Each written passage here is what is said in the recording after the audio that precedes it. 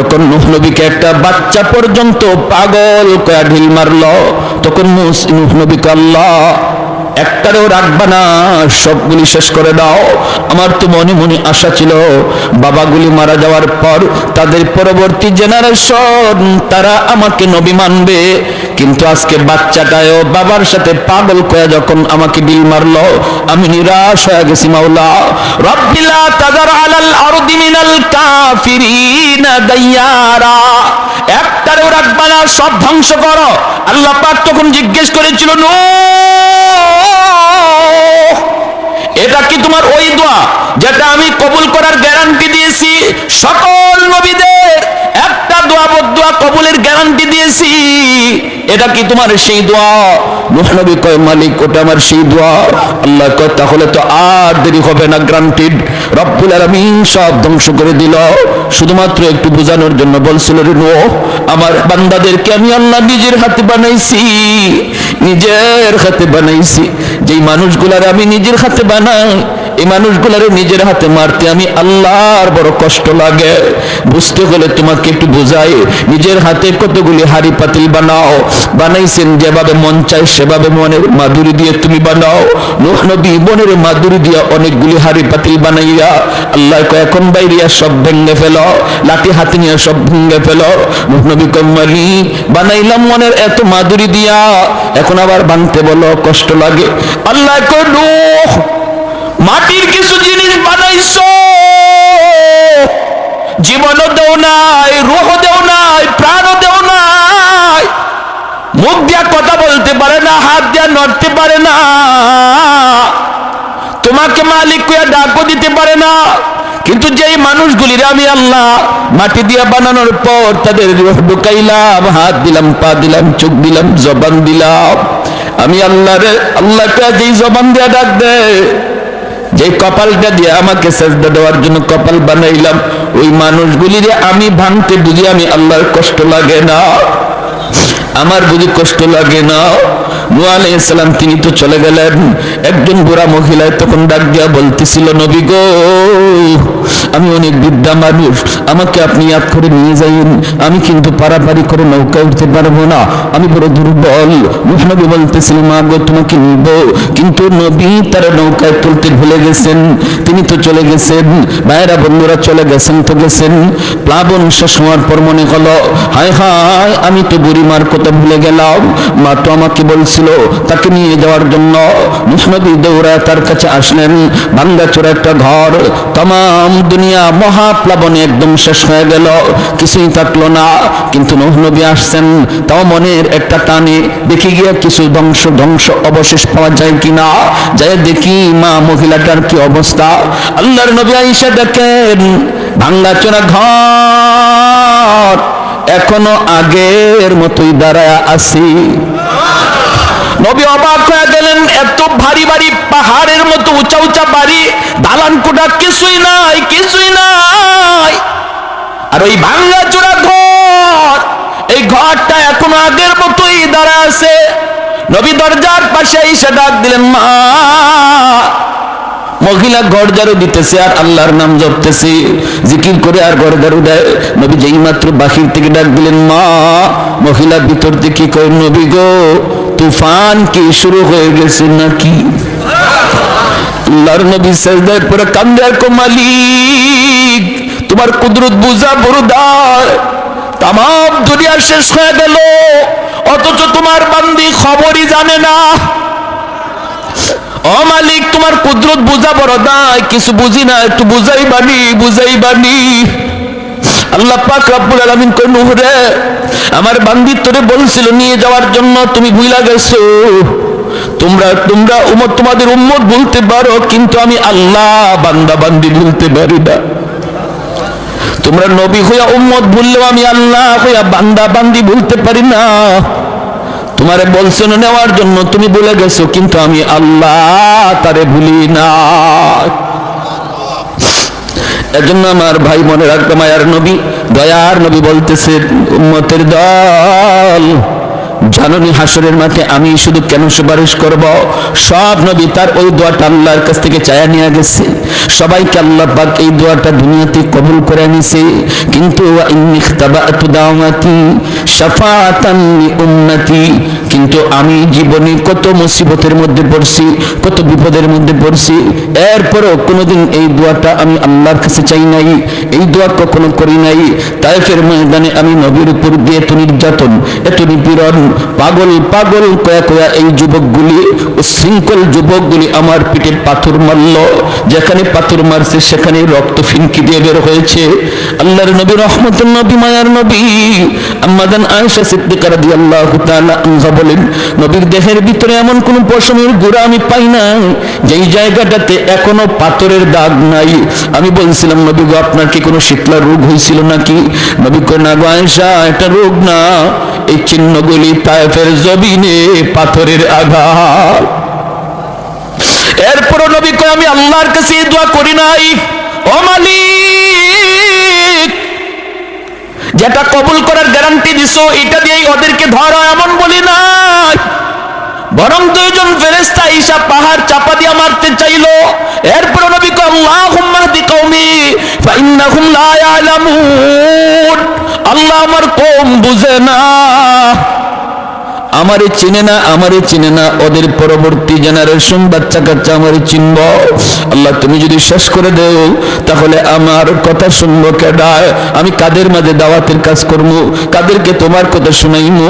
না মালিক, তুমি এদের উপরে রাগ কইরো না, গুসা করো না, ওরা আমাকে চিনে না, কিন্তু ওদের সন্তানগুলি আমি নবীকে চিনব।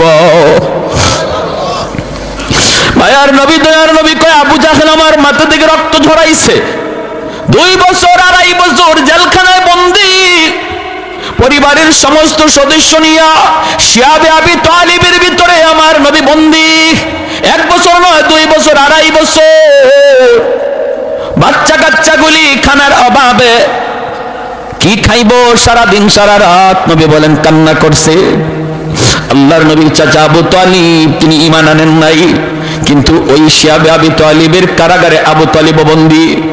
মক্কার মানুষগুলি নবীকে যারা যারা সাপোর্ট করছে নবীর বংশের, ওদের সবাইকে এক ঘরে করে ফেলছে। বাহির থেকে খানা দানা বন্ধ, পানি আসা বন্ধ, কথা বলা বন্ধ। কই যারা বন্দী অবস্থায়, এরা কারা? বন্দী অবস্থায় মুসলমানও আছে, অমুসলমানও আছে। কারণ যারা অমুসলমান এরা নবীর গায়ে কাউকে হাত তুলতে দেয় না। যেমন নবীর চাচা আবু তালিব ঈমান আনে নাই, কিন্তু বলছে মক্কার কাফির, শুন, আমি চাচা আবু তালিব থাকতে ভাতিজার গায়ে টাচ করতে পারবা না। এজন্য আবু তালিবের সাথে তার বংশের, তার গোষ্ঠীর যেই মানুষগুলা ঈমান আনে নাই কিন্তু নবীকে সাপোর্ট দিছে, নবীর গায়ে হাত তুলতে দেয় নাই, ওই সবগুলি মানুষ একসাথে ওরা বন্দী করে ফেলছে। 2.5 বছর নবী বন্দীখানায়। পরিবারের বাচ্চাগুলি কান্নার রোল, বাচ্চাগুলির কান্নার আওয়াজে আকাশ বাতাস বাড়ি হয়ে আসছে। মায়ার নবী বলেন, মহিলারা বুকের দুধ খাওয়াবে বাচ্চাকে, খানার অভাবে, পানির অভাবে বুকের দুধ শুকায় গেছে। গাছের পাতা খায়া খায় আমি নবী চলছি। তখনও আমি আল্লাহর কাছে ওই দোয়া করি না, আল্লাহ একটা দোয়া কবুলের গ্যারান্টি তুমি দিছো, বিপদ থেকে উদ্ধার করো। এত বড় মুসিবত আমি নবীর উপর দিয়া গেছে, তবু আমি শেষ অস্ত্রটা সারি নাই, এটা রাখছি। ইন্নিখতাবাতু দাওয়াতি, ইন্নিখতাবাতু দাওয়াতি, লুকায় রাখছি, লুকায় রাখছি, আমি কাউরে দেখাই নাই। এই শেষ অস্ত্রটা আমি কাউরে দেখাই নাই, সবচেয়ে পাওয়ারফুল অস্ত্রটা আমি কাউরে দেখাই নাই। কেন দেখাই নাই জানুনি? শাফাআতাল লি উম্মতি, হাসরের ময়দানে আমার গুনাহগার উম্মতের জন্য ওই দোয়ার উসিলায় সুপারিশ করব। আমার জাহান্নামী উম্মতের জন্য আমি সুপারিশ করব, বিপদগ্রস্ত উম্মতের জন্য আমি সুপারিশ করব। এজন্য আমি এই দোয়াটা সবসময় লুকায় রাখছি। ভাইরা আমার, হাসরের ময়দানে আমার নবী, রহমতের নবী, তিনিও দাঁড়ানো থাকবেন। হযরত আদম আলাইহিস সালামকে আল্লাহ পাক রব্বুল আলামিন অনেক উঁচু একটা দেহ দিবেন, তাল গাছের মতো আদম আলাইহিস সালামকে দেখা যাবে। সুবহানাল্লাহ, যেরকম আদম আলাইহিস সালাম এত উচ্চতার গর্দান হবে, গোটা হাসরের ময়দানটা আদম আলাইহিস সালাম দেখতে পাবেন। আল্লাহর নবী বলেন, হঠাৎ করে বাবা আদম আমাকে ডাক দিবেন, ইয়া আহমদ, ইয়া মুহাম্মদ। আমি ডাক শোনা মাত্রই বাবার সামনে দৌড় দিয়া হাজির। আমি বলবো কেন ডাক দিলেন? তখন আদম আলাইহিস সালাম বলবেন, বাবা মুহাম্মদ, ওই যে দেখো জাহান্নামের গেটের পাশে নিয়ে গেছে একজন মানুষকে, হাত করা লাগাইয়া, পায়ে বেরি লাগাইয়া। আহমদ, তার দিকে আমি তাকাইছি, তার নমুনায় বোঝা যায় সে তোমার উম্মত। একটু পরে জাহান্নামে ফেলায় দিব। যাও, আমি বলতেছি তুমি তাড়াতাড়ি দৌড়ায় যাও, তারে যায় বাঁচাও। আল্লাহর নবী, রহমতের নবী বললেন, বাবা কেমনে বুঝলেন? তিনি বললেন, গুররাম মুহাজ্জালিনা মিন আসারিল ওযু, আমি দেখতেছি তার ওযুর অঙ্গগুলি চমকাইতেছে। আমি দেখতেছি তার অঙ্গগুলি চমকাইতেছে। হাসরের ময়দানে এই উম্মতের ওযুর অঙ্গগুলি শুধু চমকাবে, আর কোন নবীর উম্মতের অঙ্গ চমকাবে না। এজন্যই চমকানো দেখলেই মানুষ বুঝে ফেলবে ইনি আখিরি নবীর উম্মত। আদম আলাইহিস সালাম বলবে, যাও যাও। আল্লাহর নবী বলেন, আমি সাথে সাথে কোমরের মধ্যে আমার গামছা দেখে বাঁধ দিব জোরে দৌড় দেওয়ার জন্য। নবী বলেন, আমি দৌড় দেওয়ার জন্য প্রস্তুতি নিব, এমন জোরে একটা দৌড় দিব ফেরেশতাদের সাথে আমি পারতেছি না, ওরা তো নিয়ে যাইতেছে, পিছন থেকে ডাকতেছি আর দৌড়াইতেছি, ফেরেশতারা থাম থাম থাম, আমার একটু দেখায় নাও। আমি দৌড়তেছি, দৌড় দিতে যাই, আমি মাঝে মাঝে পইরা যাই, সেখান থেকে আবার উঠে আবার দৌড় দিই। ফেরেশতারা আমার কথায় তারা কান দেয় না। একজনে আল্লাহর নির্দেশ, তারা তাড়াতাড়ি জাহান্নামে লয়ে যাইতাম, আল্লাহর কথার অমান্য করতে পারবো না। মায়ার নবী আবার পিছনে দৌড়াইতেছেন আর ডাকতেছেন, ফেরেশতারা ডাক শুনে না। এক পর্যায়ে আল্লাহর নবী নিরাশ হয়ে গেছেন, নবী বসে গেছেন, আর বুঝি বাঁচাইতে পারলাম না।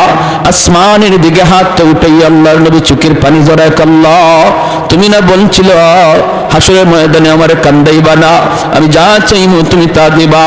আল্লাহ, তোমার ফেরেশতারা আমার ডাক শুনে না, তোমার ফেরেশতারা আমার কথা শুনে না গো মালিক। আমি এত ডাকতেছি, ওরা আমার ডাক শুনে না। আল্লাহ পাক ফেরেশতাদেরকে বলবে, ইয়া মালাইকা, আল্লাহ তখন ডাক দিবে, ফেরেশতারা থাম, পিছনে আমার বন্ধু দৌড়াইতেছে, একটু পিছনে তাকা, পিছনে হাবিবুল্লাহ, আমি আল্লাহর বন্ধু। সাথে সাথে ফেরেশতারা থেমে যাবে। আল্লাহর নবী, রহমতের নবীর কাছে যাবেন, যায় বলবেন, কি হয়েছে তার? নেকির পাল্লা হালকা, গুনার পাল্লা ভারী। আল্লাহর নবী বলবেন, আবার আমার সামনে একটু দাড়ি পাল্লা ওজন দাও। ফেরেশতারা আবার যখন দাড়ি পাল্লা ওজন দিবে, নেকির পাল্লাটাতে মায়ার নবী তার কালেমার কাগজ নবী নিজের হাতে দিয়ে দিবে। এই কাগজের টুকরাটা রাখা মাত্রই নেকির পাল্লা ভারী হয়ে যাবে। कौनैन मुख्तार खुदा तुमको बनाया, कौनैन मुख्तार खुदा तुमको बनाया, उम्मत का निगाहबान खुदा तुमको बनाया, उम्मत का निगाहबान खुदा तुमको बनाया। मौला मेरा आका मेरा रहमत की नबी है, तजदार मदीना है तो बाग़े अरबी है, तजदार मदीना है तो बाग़े अरबी है। अशजार न देते हैं नबूवत के शहादत, तशकीक कमर में है तो अंगुल की इशारात, तशकीक कमर में है तो अंगुल की इशारात। एक जोरे सुरे बोलें अल्लाहु अकबर, और एक जोरे अल्लाहु अकबर। ए যুবক, ওই নবীরে বুঝে এখনো তুমি চিনলা না? এই নবীর তরিকা সাইরা, নবীর নমুনা সাইরা তুমি কার নমুনায় চলতেছো, কার নমুনায় নিজেরে বানাইতেছো? একটু বুঝে তুমি ভাবলা না, একটু বুঝে চিন্তা করলা না? তোমার নবীরে শুধু মানুষে চিনছে তা না, হায়ওয়ানাত চিনছে। যেরকম সুবহান, আমার নবী রহমতের নবী মাত্র দুনিয়া আসছেন, মক্কার পাশের এলাকা থেকে মহিলারা মক্কার উদ্দেশ্যে রওনা দিল, বাচ্চা পয়সার বিনিময়ে নিয়ে যাবে। তখনকার সময় সিস্টেম ছিল। অসুবিধা হইতেছে আপনাদের? মনোযোগ আছে কার কার? একটু হাত থেকে আল্লাহকে দেখান। আল্লাহ তুমি প্রতিটা হাতকে কবুল করো, জোরে বলি আমিন। যুবক মনোযোগ দিয়ে শোনো, নবীর কাহিনী শোনো, নবীর ঘটনাটা শোনো, দিলের ভিতরে একটু মহব্বত বসাও। হইছে তো আর কত, অনেক হইছে তো, এখনো সময়। চোখের সামনে দেখতেছো বয়স, তোমার বয়সের যুবক কবর শুয়ে গেছে, লেখাপড়ার সাথে শুয়ে রয়েছে, খেলার সাথে কবরে শুয়ে রয়েছে, নিজের বন্ধুরে নিজেই কবরে রাখছো। অতএব এখনো সময়, এখনই সময়, আর অবহেলা করো না, অবহেলা আর করো না।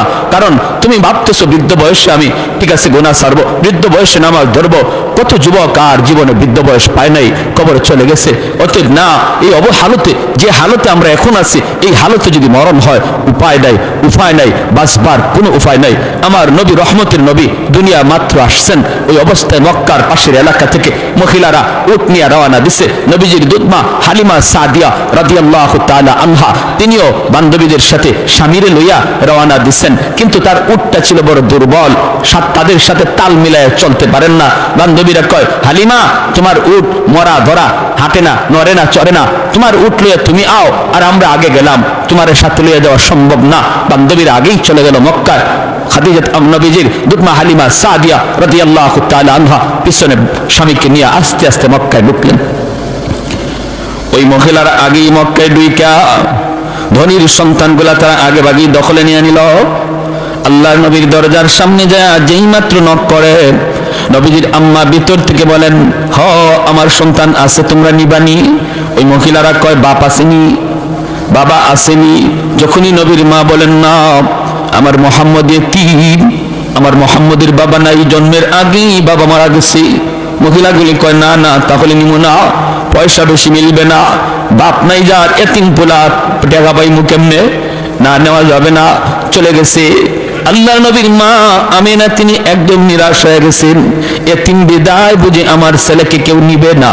ওইদিকে নবীজির দুধমা হালিমা সাদিয়া রাদিয়াল্লাহু তাআলা আনহা, তিনি তো আসলেন দরজার পাশে এসে নক করলেন। পিছন থেকে দরজার ভিতর থেকে নবীর মা চোখের পানি মুছেন আর কান্দেন, বলেন, আছে তো আমার সন্তান, কিন্তু কেউ তো নেয় না, কেউ তো নেয় না। হালিমা সাদিয়া বলে, কেন নেয় না? কয়, এতিম বাবা নাই, এজন্য কেউ নিতে চায় না।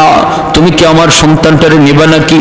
হালিমা সাদিয়া তখন বলেন, মা গো দরজা খোলো, আর তোমার মানিকের চেহারা আমাকে এক নজর দেখাও। কপাল খুলে গেল হালিমা সাদিয়ার, ঠিক কিনা জোরে বলেন? কপাল খুলে গেল।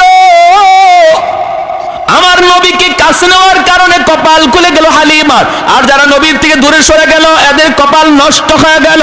আজকে আরবের মানুষকে যদি জিজ্ঞেস করা হয় ওই মহিলাগুলি কারা, এদের নাম কি? যারা নবীকে এতিম জানার কারণে নেয় নাই, এরা কারা? এদের নাম কি? বংশ পরিচয় কি? বাপের নাম কি? আরবের মানুষ বলবে চিনি না। আমরা তো আগেই বলবো চিনি না, চিনি না, জানি না। কিন্তু যদি বলা হয় আমার নবীকে এতিম জানার পরেও যিনি দুধ পান করাইতে নিয়ে গেলেন, ওই দুধমার নাম জানুনি, বাংলার মানুষটাও বলবে নবীর দুধমার নাম হালিমা সাদিয়া। তাম পৃথিবীর সমস্ত মুসলমান বলবে হালিমা সাদিয়া। আল্লাহ নাম উজালা করে দিছি, বংশ উজালা করে দিছি, তাম দুনিয়াতে আল্লাহ শান বাড়ায় দিছি নবীকে কাছে নেওয়ার কারণে। আজ উম্মত মনে রাখো, কারে তুমি কাছে টানতেছো, কারে তুমি দূরে সরাই দিতেছো। আমার নবীর কাছে যেই আসছে তারই আল্লাহ দামি বানায় দিছে। উটের পিঠে নিয়ে উঠবেন নবীকে লইয়া। হালিমা সাদিয়ার স্বামী ডাক দিয়া কয়, হালিমা গো কিছু পাইছনি? এরা তো আগেই ঢুকে গেছে, ওরা তো নিয়ে নিছে, তুমি কিছু পাইছনি? হালিমা সাদিয়া বলেন, স্বামী গো কিছু না, গো কিছু না। চেহারা খানা একবার দেখো, চেহারায় কয় আমরা সব পাইয়া গেছি। কারণ আমার নবীর চেহারা দেখা হালিমা সাদিয়া অবাক হয়ে বলতেছিলেন, আমেনা কি সন্তান তুমি জন্ম দিছো, তোমার মানিকের মতো এত সুন্দর, এত সুন্দর আমি হালিমা জীবনে কোথাও দেখি নাই। আমেনা বলতেছেন, তুমি কেমনে দেখবা? আমি মক্কায় থাকি, তোয়াফ করার জন্য খানায় কাবায় পৃথিবীর বিভিন্ন দেশের পরিবার সহ আসে, আমি আমিনা জীবনে এত সুন্দর সন্তান, এত সুন্দর বাচ্চা আমি দেখি নাই। আল্লাহ আমারে যে মানিক দিছে। আল্লাহ পাক রব্বুল আলামিন জিব্রাইল দেখো, জিব্রাইল আমার বন্ধুর সৌন্দর্যের প্রশংসা শুরু হইছে।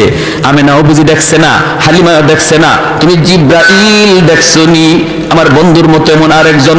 জিব্রাইল কয়, মালিক তোমার কসম, পৃথিবীর পূর্ব থেকে পশ্চিম, উত্তর থেকে দক্ষিণ সমস্ত কায়নাত আমি সফর করেছি, কিন্তু তোমার বন্ধুর নমুনায় দ্বিতীয় আর কাউকে দেখি না। এবার আল্লাহ বলতেছে জিব্রাইল কেমনে দেখবা তোমরা?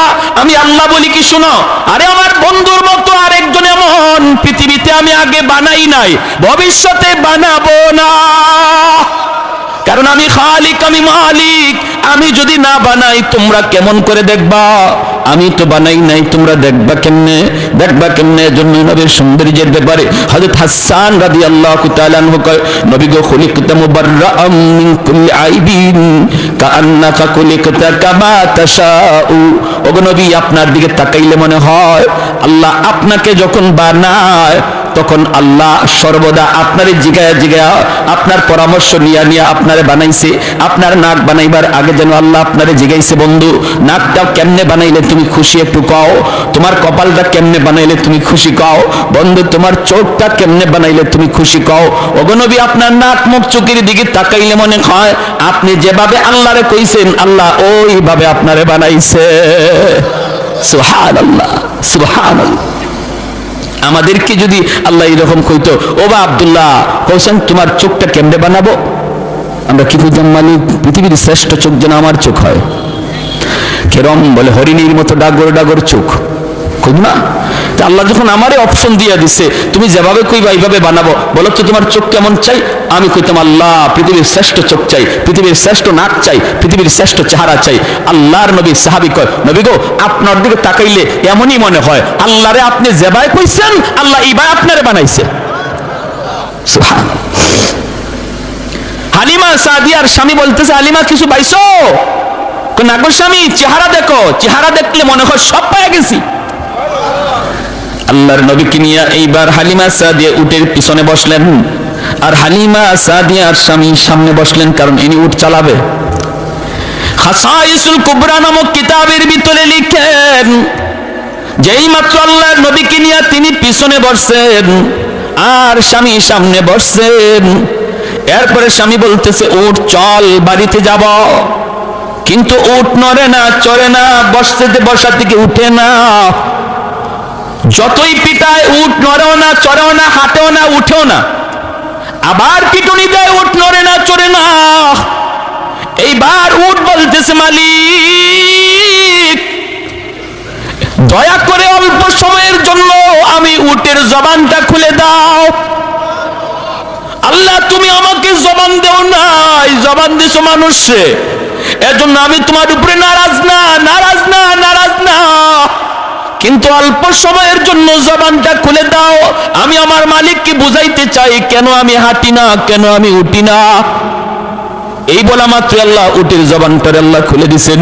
এইবার উট ডাক দেখো, মালিক আমারে তুমি যতই পিটাও, যতই মারো, আমি নড়বো না, চড়বো না, হাঁটবো না, কারণ তোমার পিছনে তোমার বিবি যারে কুলে নিয়ে বসছে তারে তুমি না চিনলো আমি উট তারে চিনে ফেলেছি। ইনি আমার রহমতের নবী, মায়ার নবী, সাইয়্যিদুল মুরসালিন, দুজাহানের সরদার, যেই নবীর উসিলায় আল্লাহ কায়নাত বানাইলো, আমারে আপনারে পুল কায়নাত